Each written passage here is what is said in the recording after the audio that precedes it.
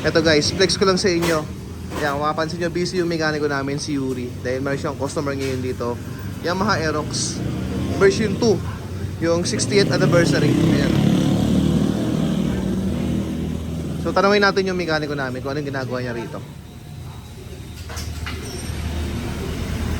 Yuri, ano yung ginagawa mo ngayon dyan sa Aerox?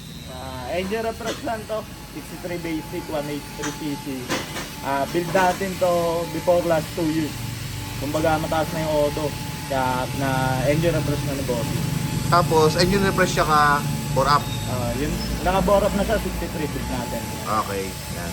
So yun mga boss yung ginagawa nung mekaniko namin ngayon, si Yuri. Si Yuri, isa yan sa mga, pagdating sa mga nagpapa-build ng makina, siya yung tao namin na gumagawa nun. Hindi lang dun, bore up, bolt on, engine refresh, at marami pang iba. Basta pagdating sa makina, si Yuri yung maaasahan dyan. Yan, isa yan si Yuri sa mga maaasahan dito sa Top Speed Tech.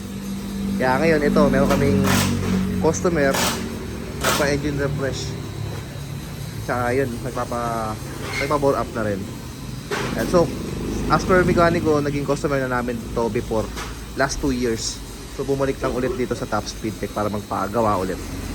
Kaya sa mga naka-scooter dyan mga boss, hindi lang pang Aerox, available na po kami ng engine refresh and also bore up dito sa Top Speed Tech Imus.